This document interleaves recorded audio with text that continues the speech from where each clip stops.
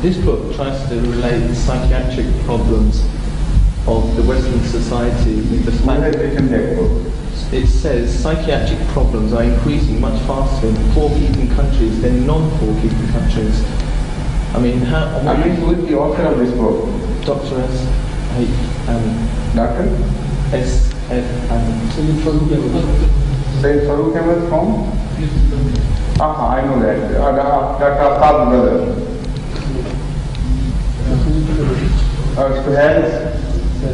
Dr. Suhail's brother. Yes, please. I'd like to know what religious grounds can such statements be made. He did not make his statement on religious ground. He is a physician and he is speaking from the domain to which he belongs. From a medical expert's point of view, he is discussing this aspect. There are many anatomy doctors who have concentrated on this point in particular from their field. Why pork is forbidden? Now, there are two aspects, two angles from which we can study this question. Number one, there might be some influences of pork on human psychology which may not be known to man, but as long as you believe in the book in total, you are not permitted to raise questions about every single item of that. Whether you understand or not, if you accept the book, you should follow every injunction, because the fundamental claim is that that book is revealed from Allah, by Allah, who is all-knowing, who is the creator of the universe, for every life on earth. So, on that presumption, those who believe, they must follow the injunctions whether they understand the philosophy or not. If their belief is wavering on the verge of belief and not to believe or not to believe, then perhaps these questions would be valid for them, and it would add to their decision-making power. If they are not convinced on the details of certain questions, they may decide that order should not be from Allah.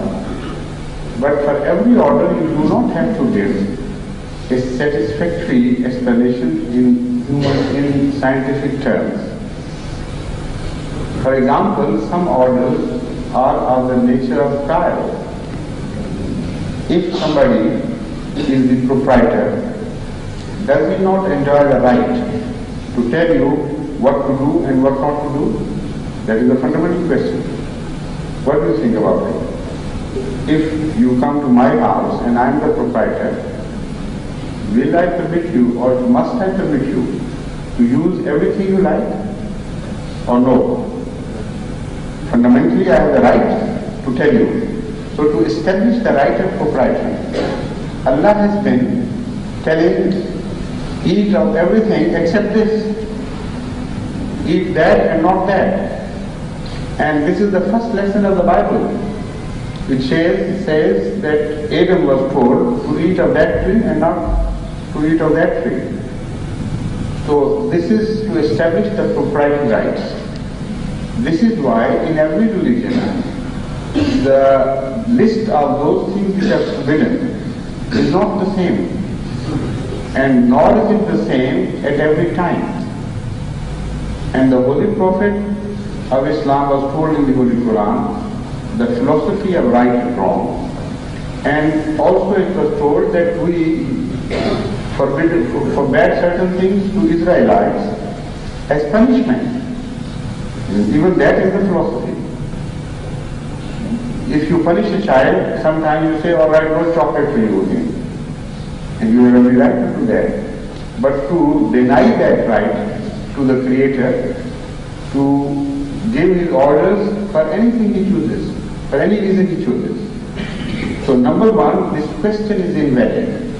Why should God forbid a certain thing which He has created? He knows better. There may be so many reasons. If the reason has not been explained, we can only put forward conjectures.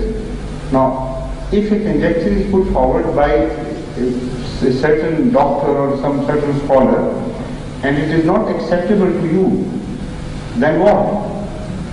The point is, it was his conjecture. The Holy Quran didn't mention it in so many words. So whether his idea was right or wrong, it's neither here nor there. Yeah, but a lot of these facts are made on hypotheses. They're not true facts. You can't actually relate them. Even that I can't accept, because you say they are not true facts and he says they are true facts. No, he doesn't say. See, that's what he thinks. He doesn't actually say they are true facts. He says a lot of them are based on. And you say they are not true facts. Well, he himself says they're not true facts. What I'm trying to say is, don't you think that a lot of Christian people who read these literature will laugh at it, because I've given this book to another. This is what I've told you already. Even if they laugh at it, if they're sensible, they are just laughing at Dr. So-and-so's explanation, not at the injection itself. Because I would my name put forward a different explanation, because that explanation has not been given, no explanation has been given by the Quran. So if I consider that explanation to be the reason behind, and somebody doesn't believe it, he may laugh at it, he has every right. But still, he is not laughing at the injunction itself, because there could be other reasons. For example, the sun rises daily, and various explanations were put forward for the reality of the rise of sun at various stages in history. There are so many things happening simultaneously, and one may say this is the response and this is the effect. For example, in the morning, the birds begin to chirp and sing just before the sunrise. And if somebody may be naive enough to say that the sun rises because the birds have begun to sing, and this phenomena has preceded the phenomena of the rise of sun.